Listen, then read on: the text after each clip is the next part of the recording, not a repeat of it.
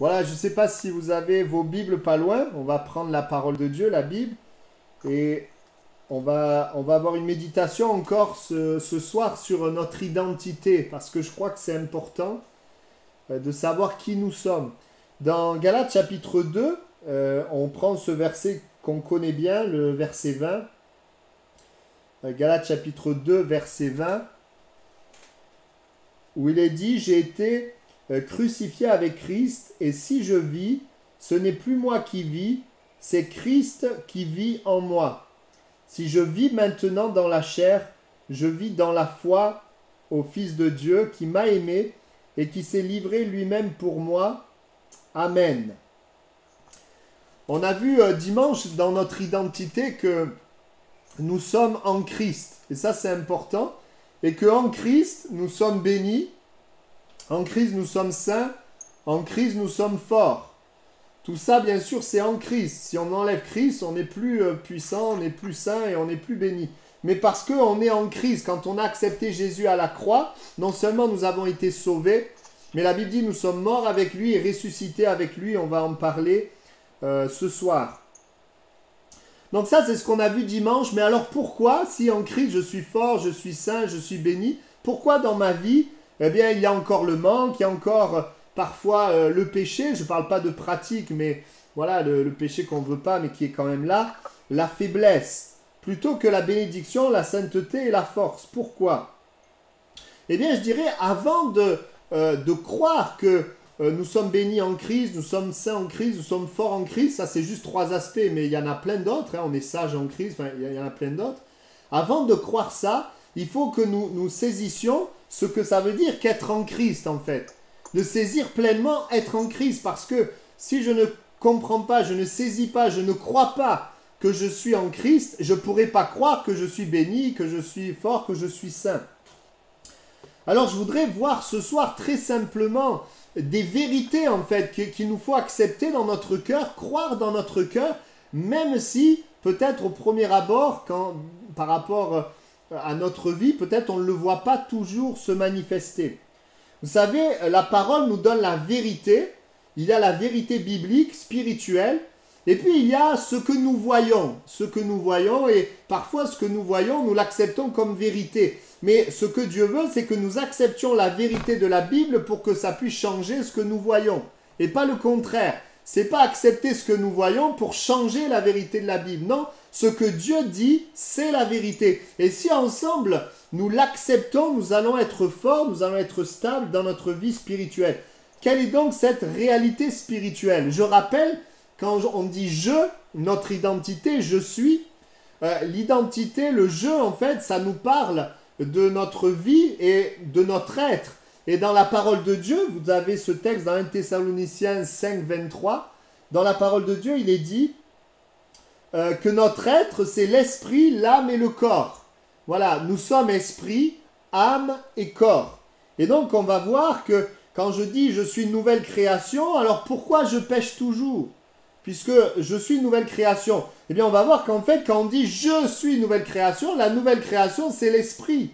C'est mon esprit qui est une nouvelle création, mais je suis toujours dans un corps de chair, avec une âme qui a pris peut-être des habitudes dans ma vie. Et donc, il y a besoin que le Saint-Esprit qui est dans mon esprit vienne se déverser dans mon âme et que les choses puissent changer de cette manière.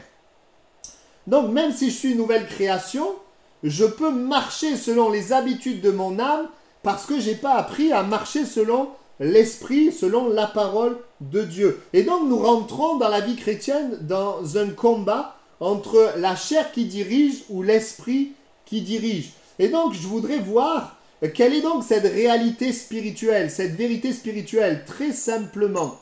Je voudrais parler de 4 points importants qu'il nous faut croire pour nous-mêmes. C'est sur ces 4 points que vont se baser tout le reste. Qu'on est béni, on est saint, on est puissant. Toutes ces choses, nous ne pourrons pas les saisir si nous ne saisissons pas ces 4 choses. Avant de voir ces 4 choses, j'aimerais rappeler qu'avant de connaître Christ, la Bible dit que nous étions morts par nos offenses. Ça, c'est Colossiens 2,13. Nous étions morts par nos offenses, par l'incirconcision de notre chair. Ou encore Éphésiens 2,1, vous étiez morts par vos offenses. De quelle mort il s'agit là? Il s'agit en fait de notre esprit qui était mort. À cause du péché, notre esprit, la partie spirituelle, l'esprit, je dirais que le sens de l'esprit, c'est la foi. C'est par la foi que nous recevons de Dieu. Et je dirais cet esprit, ce que la Bible nous montre, il était mort, perverti, il était loin de Dieu. Nous étions séparés de Dieu. Et donc quand on dit que nous étions morts par nos offenses, notre esprit était mort, mais notre âme, elle était vivante, notre corps, il était vivant. Et notre chair, elle agissait et elle faisait des choses contraires à la volonté de Dieu. Mais quand Jésus va dire ensuite, lorsque vous croyez en Christ, vous êtes morts, ce n'est plus la même chose. Quand Jésus nous dit ensuite, vous êtes morts, quand il est écrit que nous sommes morts avec lui, c'est le contraire qui se passe. Sans Christ, mon esprit était mort, ma chair était vivante. En Christ, c'est le contraire. C'est la chair qui est morte et c'est l'esprit qui est vivant. Et donc, c'est très important quand j'accepte Christ de comprendre qu'en fait, je suis mort. On va le voir ensemble. Première étape, donc des 4 points. Accepter que nous sommes morts, en fait. Mort à quoi? Donc, on va le voir. Mort au péché, mort au monde, mort au moi, à la convoitise. Donc, on a lu Galates 2:20, Paul dit, j'ai été crucifié avec Christ. Si je vis, ce n'est plus le moi qui vit, c'est Christ qui vit en moi. C'est-à-dire que pour que Paul, il puisse croire que Christ vit en lui, il fallait d'abord qu'il croie qu'il est mort, qu'il est crucifié avec Christ. Et ça, c'est très important, parce que souvent, nous essayons bien de vivre en fait avec notre âme, de vivre pour Dieu, pour Jésus, avec la chair, avec notre âme. Et nous avons besoin de comprendre que nous sommes morts au péché, morts au monde et morts à la chair. La Bible dit que la chair, elle a été crucifiée, mais comme on est toujours dans un corps de chair, il nous faut aussi la crucifier. Donc Galates 2:20 nous dit, j'ai été crucifié avec Christ. Colossiens 3:3 nous dit, vous êtes morts. Voilà, recherchez les choses d'en haut. Et puis il est dit, vous êtes morts.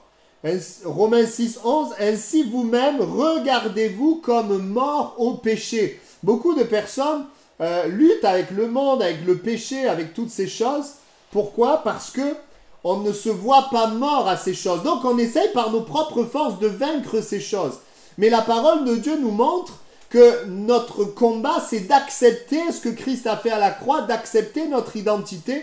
Donc je dois accepter que je suis mort. Bon, avec les enseignements que le pasteur Daniel a donnés, je crois que vous l'avez déjà entendu ça. On a compris que nous sommes morts. Et alors, la parole, elle va préciser. Colossiens 2:20 nous dit, donc, si vous êtes mort avec Christ au rudiment du monde, pourquoi? Comme si vous viviez dans le monde, vous impostons ses préceptes. Donc, la Bible dit que nous sommes morts au monde, l'esprit du monde. C'est quoi le monde? Je rappelle simplement, la convoitise des yeux, la convoitise de la chair, l'orgueil de la vie.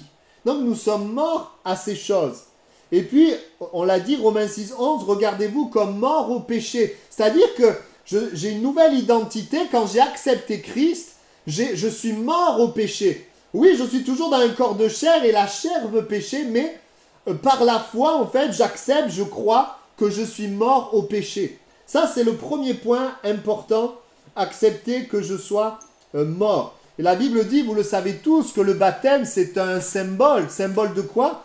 D'ensevelissement, symbole de mort. Et après, on va voir le deuxième point, la résurrection. Mais on ne peut pas ressusciter un vivant. On ne peut ressusciter qu'un mort. Donc, nous avons besoin d'accepter que nous sommes morts avec lui. Donc, notre vie, même si notre esprit a été régénéré, même si la chair, elle est là, la Bible déclare que dans Galates 5:24, ceux qui sont à Jésus-Christ ont crucifié la chair avec ses passions et ses désirs. Donc, en acceptant qu'on est mort, eh bien, on va faire mourir les œuvres de la chair. Mais on ne peut pas faire mourir si d'abord on ne croit pas qu'on est mort. Ça, c'est le premier point. Voilà, je salue tous ceux qui nous rejoignent. Hein. Voilà. Donc, ça, c'est le premier point important. Deuxième point, qu'on doit croire dans notre identité. Sur quoi va s'appuyer le fait d'être béni, d'être saint, d'être fort, d'être sage, tout ce que nous avons en Christ, ça va s'appuyer sur le fait que nous sommes morts avec lui. Souvent, on comprend que Jésus à la croix, il est mort pour nous sauver. C'est un aspect et c'est important et c'est le plus beau des messages. Nous sommes sauvés, mais nous sommes aussi morts. Nous avons une nouvelle identité. Nous ne sommes plus du monde. Nous sommes dans le monde, mais nous ne sommes plus du monde. Nous ne sommes plus des pécheurs. Non, le Seigneur, on va le voir tout à l'heure, a mis son esprit en nous. À cause de la chair, nous continuons de pécher. Mais Dieu a fait de nous des enfants de Dieu. Et la Bible dit, oui, que nous sommes morts avec lui. Donc, deuxièmement, évidemment, ce qui suit la mort, c'est la résurrection. Colossiens 2,12 nous dit, ayant été ensevelis avec lui par le baptême, vous êtes aussi ressuscités en lui et avec lui par la foi en la puissance de Dieu qui l'a ressuscité des morts. Éphésiens 2,6 nous dit, il nous a ressuscités ensemble et nous a fait asseoir ensemble dans les lieux célestes en Jésus-Christ. Voilà, quand il est dit assis dans les lieux célestes, c'est pas l'âme et le corps, c'est vraiment l'esprit. Donc, nous sommes ressuscités. Quand il dit ressuscité, en fait, c'est notre esprit qui est vivant. Notre esprit a été régénéré. Donc, on comprend d'abord que nous sommes morts au péché et on comprend que l'esprit, quand je dis notre esprit, il a été régénéré. Ça veut dire quoi? Ça veut dire que maintenant, j'ai la capacité de percevoir la voix de Dieu, la parole de Dieu qui vivifie ma vie par la foi. Et ça, c'est le plus grand héritage. Et c'est ce qui nous distingue des religions. Parce que la religion, je fais mes efforts pour atteindre Dieu. Mais l'évangile, c'est pas ça. Dieu nous donne une nature pour pouvoir être en contact avec lui. Et ça, c'est très important. Parce que, à cause de la chair, nous pourrions croire que nous avons toujours la vieille nature, que nous n'avons pas changé, que c'est toujours là. Donc, nous devons croire que c'est mort et ensuite faire mourir, évidemment. Et puis, on accepte, on croit que notre esprit est régénéré. Donc c'est le sens aussi de 2 Corinthiens 5, 17. Si quelqu'un est en Christ, il est une nouvelle création. Ézéchiel 11, 19, 20. Je leur donnerai un même cœur et je mettrai en vous un esprit nouveau. J'ôterai de leur corps le cœur de pierre et je leur donnerai un cœur de chair. Voici la réalité de notre identité en Christ. Nous sommes morts au péché, morts au monde, morts au moi. Nous devons bien sûr faire mourir, mais accepter d'abord que nous sommes morts. Deuxièmement, Dieu a régénéré notre esprit. Nous sommes un esprit nouveau. En fait, notre identité, c'est notre esprit. Et donc, il est dit, c'est ce que dit Ézéchiel, je mettrai en vous un esprit nouveau. Et donc, nous sommes maintenant en capacité d'être en connexion avec Dieu. Ça, c'est le deuxième point très important. Il est dit encore, pour parler de cet esprit, non, je n'ai pas le verset là, excusez-moi, mais il est dit ensuite, donc troisièmement, je vais passer directement au troisième point. Une fois que j'accepte la vérité, je suis mort, je suis un esprit nouveau, une nouvelle création. Troisièmement, Dieu a mis son esprit dans mon esprit. Et ça, c'est important également que nous le saisissions. Galates 4, 6. Parce que vous êtes fils, Dieu a envoyé dans nos cœurs l'esprit de son Fils, lequel crie Abba Père. C'est parce que nous avons l'esprit de Dieu que nous avons en nous l'assurance que nous sommes sauvés, la vie, la joie, tout ça, c'est parce que le Saint-Esprit habite dans notre esprit. Et ça vient quand on est de nouveau. Après, quand on est baptisé de l'Esprit, je dirais que nous percevons bien plus l'action du Saint-Esprit et la parole du Saint-Esprit. Donc la parole de Dieu, tout le Nouveau Testament nous montre quelle est notre identité et c'est quelque chose qui est important pour nous de croire et d'accepter et non pas de croire ce que nous voyons de la chair, de nos réactions, de ce qui est extérieur. Il est dit aussi dans 1 Corinthiens 3,16 « Ne savez-vous pas que vous êtes le temple de Dieu et que l'Esprit de Dieu habite en vous ?» Waouh! Mais quelle richesse! Voici notre identité, je suis un esprit nouveau et l'Esprit de Dieu habite dans mon esprit. Alors c'est vrai, on a du mal à se le représenter, mais nous savons tous dans la pratique, et j'en parlerai tout à l'heure, que quand nous sommes nés de nouveau, eh bien il y a des désirs nouveaux, les désirs de l'esprit qui ont commencé à apparaître.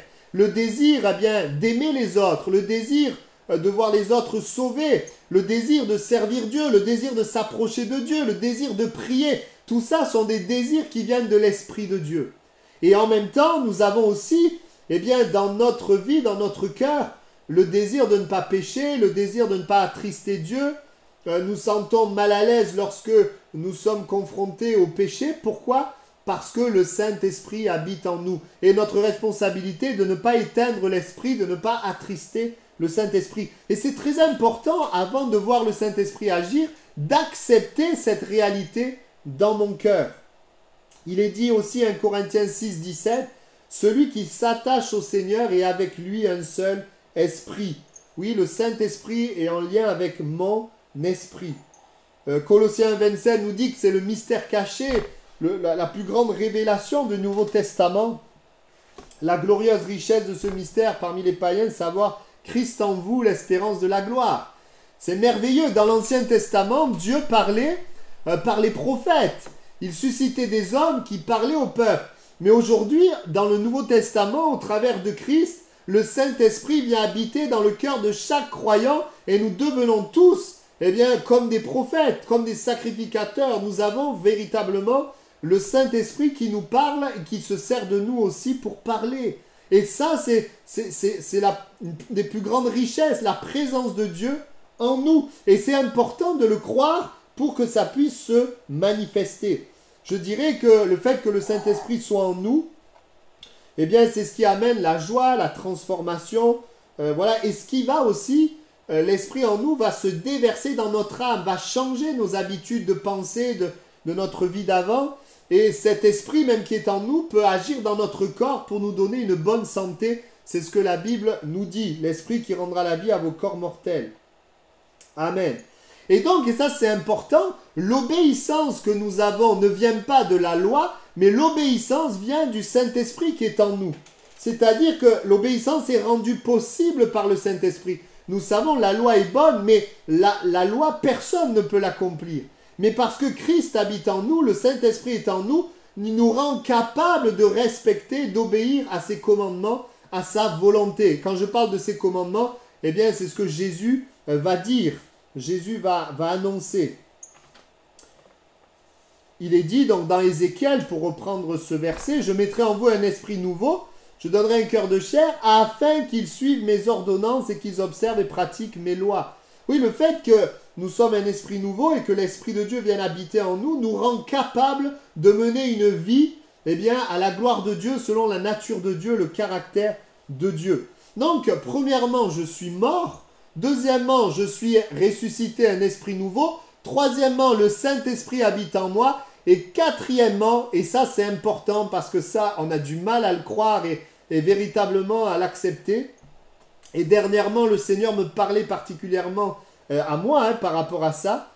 Eh bien, c'est que j'ai été racheté. Je ne m'appartiens plus, mais j'appartiens à Dieu. C'est ce que la Bible dit.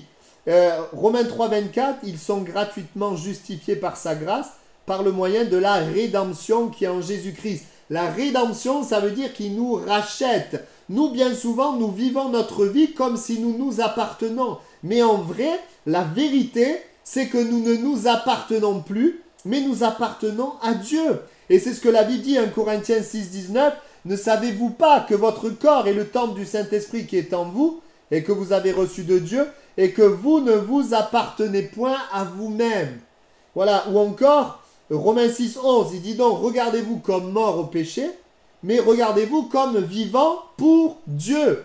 Maintenant, je suis vivant, mais pas pour moi, pas pour la chair. Je suis là pour crucifier la chair. Je suis vivant pour Dieu, pour son plan, sa volonté, ce qu'il y a sur son cœur. Et puis, 1 Corinthiens 6, 20 va résumer tout ça. Vous avez été rachetés à un grand prix. Glorifiez donc Dieu dans votre corps et dans votre esprit qui appartiennent à Dieu. Amen. Voici que nous appartenons à Dieu. Et cette vérité, alors je sais bien, ce que je vous dis, on le sait. Mais c'est une chose de le savoir, mais c'est autre chose de le croire chaque instant de notre vie. De croire que oui, eh bien, je ne m'appartiens plus, mais j'appartiens à Dieu. Donc je ne vais plus vivre avec des objectifs où le moi est au centre, mais mon objectif va être la gloire de Dieu. Donc l'adoration va prendre tout son sens, connaître Dieu va prendre tout son sens, servir Dieu va prendre tout son sens, et sa présence va être finalement ce qu'il y a de plus important dans ma vie, ça va être ma poursuite. Et c'est lui qui va me vivifier et qui va me faire entrer bien dans ses œuvres préparées d'avance. Amen. Et voyez-vous, être en Christ, quand nous parlons d'être en Christ, eh bien c'est ces quatre choses. Être en Christ, c'est accepter que je suis mort, accepter que je suis ressuscité, un esprit nouveau, que le Saint-Esprit habite en moi et que je ne m'appartiens plus. Quand je crois ça et que je vis ma vie selon cela, eh bien je suis en Christ. Et c'est là que je peux expérimenter, je suis béni en Christ, je suis fort en Christ, je suis sage en Christ, etc., etc. Donc je rappelle, nous sommes morts au péché, morts au monde. Notre esprit est régénéré, nous sommes un esprit nouveau, l'Esprit de Dieu habite en nous, nous appartenons à Dieu, corps, âme, esprit, nous appartenons à Dieu. Et c'est pour ça que Paul dit, je vis dans la foi au Fils de Dieu. Amen. Et donc quand je dis, je suis en Christ, le je, c'est l'esprit en fait, je suis en Christ. Mais évidemment, quand je vais m'identifier à l'esprit, eh bien ça va avoir une répercussion dans mon âme, dans mon corps et sur l'extérieur. Amen. Je ne voudrais pas être très long, mais voyez-vous, pour vivre selon l'esprit, la Bible dit, marchez selon l'esprit, vous n'accomplirez pas les désirs de la chair. En fait, pour vivre selon l'esprit, nous devons croire dans ces 4 points qui sont notre identité en fait. C'est notre identité. Et vous verrez que, bon, quand je le prêche comme ça paraît simple, mais la difficulté, c'est de lier la théorie à la pratique. Alors, je voudrais vous donner quelques exemples, un peu pratiques. Quand, par exemple, vous vous retrouvez dans une situation, alors, j'ai noté des exemples qui vont nous montrer, c'est un petit peu, avant de citer peut-être ces exemples, juste donner cette précision. Dieu, quand il va sauver le peuple d'Israël, il va le sortir de l'Égypte, mais en fait, il va les amener dans le désert, afin que dans ce désert-là, Dieu puisse agir et changer finalement la mentalité. Parce qu'ils étaient habitués à vivre comme des esclaves et selon l'Égypte. Et donc Dieu va faire un travail, il les amène au désert, pas pour qu'ils meurent au désert, hein, ce n'était pas le plan de Dieu. La Bible dit que c'était une étape avant d'entrer dans le pays de Canaan. Mais quelque part, c'est pour qu'ils deviennent forts, qu'ils sachent qui ils sont, qu'ils connaissent Dieu. Et je dirais que dans le désert, c'est là que va ressortir des choses qui peut-être étaient cachées après la grande victoire où ils sont sortis de la mer Rouge. Il va sortir des murmures, il va y avoir aussi, je dirais, les besoins du corps. Ils vont dire, mais que ne sommes-nous morts par la main de l'Éternel dans le pays d'Égypte? Nous étions assis près des pots de viande, nous mangeons du pain à satiété, vous nous avez menés dans ce désert pour nous faire mourir de faim, etc. C'est-à-dire que le désert, les situations arides, difficiles, vont quelque part faire ressortir des choses. Et Dieu voulait leur apprendre en fait à ne pas vivre, parler, penser, agir selon le passé, l'Égypte, leur âme. Mais il voulait leur apprendre à compter sur la parole de Dieu. C'est ce que Jésus va faire avant de commencer son ministère. Face aux tentations du diable, il va répondre à chaque fois, il est écrit, il est écrit, il est écrit. Jésus ne va pas répondre en fonction de ce qu'il ressent, ce qu'il y a dans son âme. Il va répondre en fonction de la parole de Dieu. Et c'était la préparation avant de pouvoir servir Dieu. Donc, je voudrais vous montrer quelques exemples. Parce qu'on voit que dans le désert, quand ils n'avaient pas compris, Dieu les a amenés à un autre endroit, toujours dans le désert.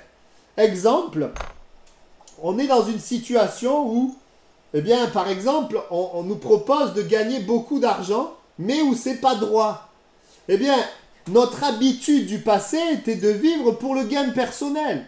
Nous avions l'habitude de chercher notre intérêt.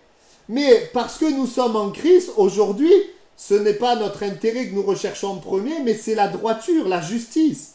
C'est notre identité. Donc, dans la situation, la chair, naturellement, va vouloir aller dans une direction de gain, mais l'esprit qui est en nous va dire non, c'est pas droit, donc tu ne le fais pas. Et c'est là où nous devons apprendre dans notre vie personnelle, je suis mort, je suis un esprit nouveau, l'esprit de Dieu habite en moi, je ne m'appartiens pas, et c'est avec cette identité que je traite les situations de ma vie. Et donc face à cette situation, non, celui qui cherchait le gain malhonnête, celui-là il est mort, je suis mort au péché, aujourd'hui je suis vivant pour Christ, donc je vais agir selon la droiture, même si on se moque de moi, même si je ne suis pas compris, même s'il semble que je perde le gain au départ, j'agis selon mon identité. Et c'est là que je vais expérimenter vraiment la faveur de Dieu, la bénédiction de Dieu. Je prends un autre exemple. Situation où on me fait du mal. Alors, c'est pas facile. Situation où on me fait du mal. Eh bien, la chair réagit, la chair se justifie, la chair se venge. Vous voyez, la chair réfléchit. Mais l'esprit, lui, eh bien, il va nous amener. Alors, je ne dis pas que je ne dis pas qu'on fait juste que pardonner, etc. Il peut y avoir, nous en remettre à la justice de Dieu. Hein, il peut y avoir parfois la justice, mais pas la justice humaine. L'Esprit de Dieu va nous pousser à la paix, au pardon et à la justice de Dieu. Et donc, il y a des situations de nos vies où nous apprenons finalement à agir selon notre identité. Je prends un troisième exemple. Je suis dans une situation de conflit avec quelqu'un, désaccord avec quelqu'un. Quel est mon réflexe? Souvent, vous savez, quand on n'est pas d'accord avec quelqu'un, on veut le convaincre qu'on a raison. Mais on veut convaincre qu'on a raison. Donc, réaction, c'est l'orgueil. Attendre que l'autre change. Alors, surtout dans les couples, la colère, la dureté, on veut que l'autre nous écoute. Ça, c'est la chair. Mais si on regarde l'esprit, qu'est-ce que l'esprit fait? Notre identité.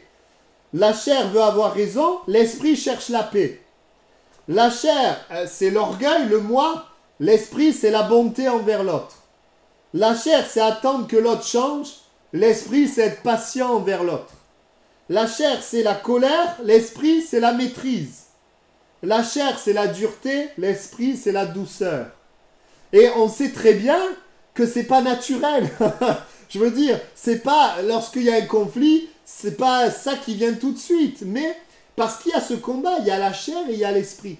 Mais en croyance dans ce que nous sommes et en acceptant ces choses, Dieu va nous permettre d'agir et de réagir d'une manière différente. Dernière situation, je traverse une situation difficile, une épreuve, une tempête, quelque chose vient. Quelle est la réaction normale? La peur, la crainte, l'angoisse, l'inquiétude. Je commence à repasser. Ça, c'est, je dirais, la chair, en fait, le manque de confiance. Mais en tant qu'enfant de Dieu, qu'est-ce que le Seigneur nous amène à faire? À nous confier en Dieu, à donner à Dieu ce problème. La parole nous montre que lorsqu'il y a des circonstances agitées, nous pouvons avoir recours à la prière. Je pense à des situations donc, qui peuvent amener la peur, mais des situations qui peuvent amener la colère, et des situations qui peuvent amener le découragement.